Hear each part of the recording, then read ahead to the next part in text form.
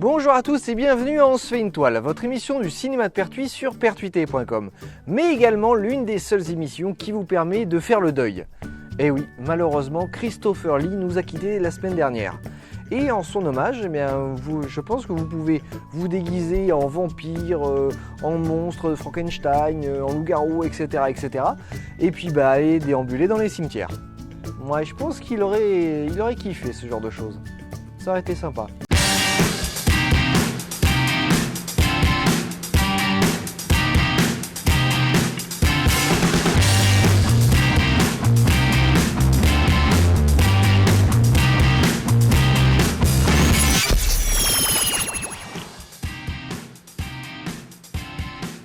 Alors, cette semaine dans votre cinéma de Pertuis, si vous avez toujours rêvé de savoir ce qu'il y a dans votre petite caboche. Belle journée qui deviendra une belle semaine, qui deviendra une belle année, qui deviendra une belle vie. Expression. Si vous aimez les films qui bousculent la routine.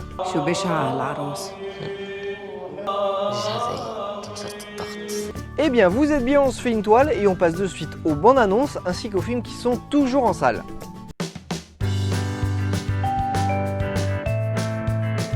Alors, cette semaine dans votre cinéma de Pertuis, vous aurez droit à Vice Versa, en 2D et 3D.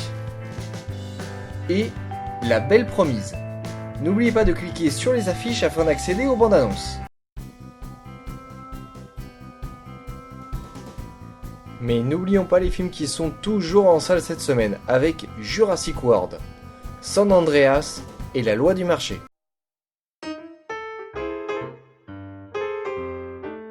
Nous voici dans la seconde partie de l'émission pour la critique. Et la semaine dernière, je suis allé voir Jurassic World, pardon. Pour parler un petit peu du casting, c'est Colin Trevorrow qui est le réalisateur. Et il est connu pour avoir réalisé notamment... rien en fait. Ouais, non, il a juste été adoubé par Steven Spielberg pour réaliser celui-ci. Mais il a fait appel à de grands acteurs, Chris Pratt, Bryce Dallas Howard, Nick Robinson, Ty Simpkin et Vincent D'Onofrio.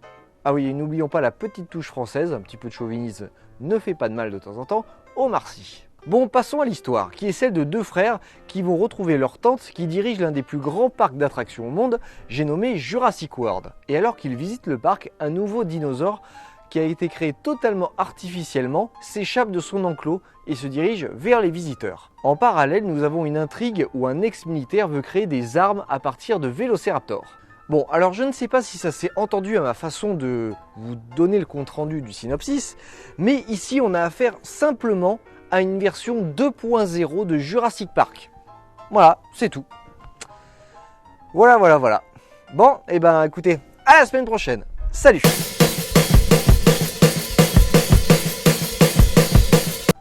Oui, bon, d'accord, c'est vrai. J'avoue qu'en réalité, je suis assez partagé sur le film. Voilà. Oui, parce que, en fait, j'ai bien aimé la première grosse demi-heure du film. Ouais, je me suis bien éclaté. Contrairement à la première trilogie Jurassic Park, en fait, on voit enfin le parc ouvert et en fonctionnement. Voilà, on voit les attractions, etc. C'est vachement bonnard. Et même je défie quiconque, n'importe qui, de me dire qu'il n'aimerait pas voyager dans des sphères géantes pour approcher ces dinosaures là qui sont les êtres les plus grands qui ont peuplé la Terre. Ou alors monter sur les petits tricératops qui sont vraiment mignons. Hein ? Ou alors aller voir ce prédateur marin qui sort de l'eau pour manger des requins et le voir évoluer sous l'eau. Voilà, ça franchement, voilà, c'est énorme. C'est même fabuleux.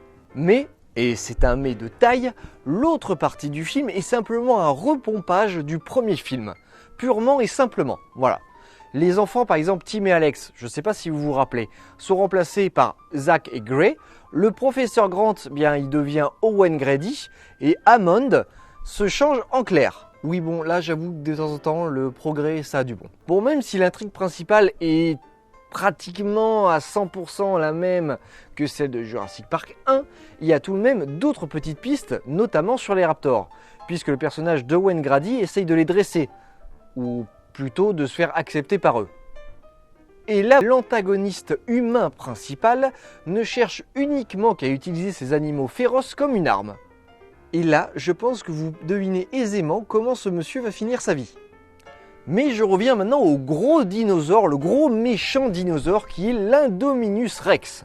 Super génétiquement modifié à partir de T-Rex, de grenouilles, de seiches, de lézards, de raptors et j'en passe et des meilleurs. Ainsi, ce mastodonte géant est le plus grand prédateur qui existe. Et lorsqu'il retrouve sa liberté, il commence un petit peu à becqueter tout ce qui lui passe à portée de la main, ou plutôt de la gueule. Et tout cela pour booster uniquement l'effet waouh des spectateurs de Jurassic World. Car oui, apparemment avoir des dinosaures herbivores, c'est pas assez super. Voilà, non, il leur faut du sanglant, du haineux, du méchant. Mais le pire, c'est que je pense que si ce parc existait réellement, eh bien oui, effectivement, on serait là à créer ce genre de dinosaures. Parce que les gens attendent toujours plus et plus. Et évidemment pour pouvoir engranger un maximum de pépettes. Bon, ensuite, quelque chose à ne pas négliger, c'est le fanservice, qui est présent tout au long du film. En effet, on retrouve énormément d'éléments de décor ou de références à Jurassic Park. Et pour les fans de la première heure qui attendent depuis 20 ans une véritable suite au film, eh bien, par cet aspect, ils ne seront absolument pas déçus. Bon, pour finir cette critique, je vais aborder la scène de fin. Donc, si vous n'avez pas vu le film, attention, spoiler! Bon alors, une fois que l'Indominus Rex a fini son exode et qu'il est arrivé du côté du parc où il y a les visiteurs, oui alors le dinosaure il part du nord pour arriver au sud, là où il y a tous les... Mais je vais pas vous faire tout le parcours, sinon vous regardez le film, voilà. Donc les héros sont épuisés. Ils ont également épuisé tout leur stock de munitions, d'armes, tout ce qu'ils ont à portée de main. Et en dernier recours, ils font appel au T-Rex. On assiste donc à un combat fantastique, impressionnant, entre un T-Rex et un raptor d'un côté et l'Indominus Rex de l'autre. Et pour moi, cette scène de fin m'a complètement ruiné le film. Parce que j'ai l'impression de voir Godzilla devant moi. Voilà, c'est des monstres qui s'attaquent, ou même Pacific Rim si vous voulez. Mais ça n'avait rien à voir avec Jurassic Park. En plus, on n'a absolument aucune idée des conséquences qui surviennent après les événements qui sont arrivés dans le parc. Non, il n'y a rien du tout. Voilà, le film s'arrête juste après l'action. Point. Alors, d'accord, ça ouvre sur un autre film. Ok. Mais quand même, quoi, on n'est plus dans les années 80 où une fois que le héros a tué tout le monde et que les ambulances sont arrivées, voilà, c'est terminé. Non, voilà, là c'est exactement pareil. Et cette dernière scène du film, où le T-Rex qui surplombe l'île crie comme si l'île lui appartenait, un petit peu à la King Kong. Non, mais c'est un cliché, quoi. C'est... Non, je suis désolé, mais non.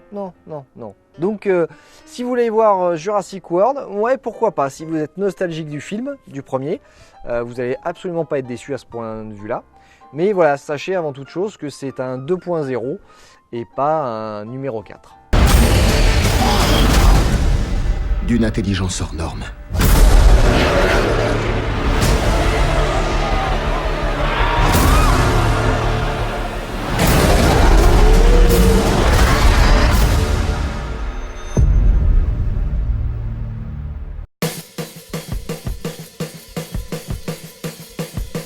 Alors, nous voici à la fin de l'émission et j'espère que l'ensemble de la programmation vous a plu.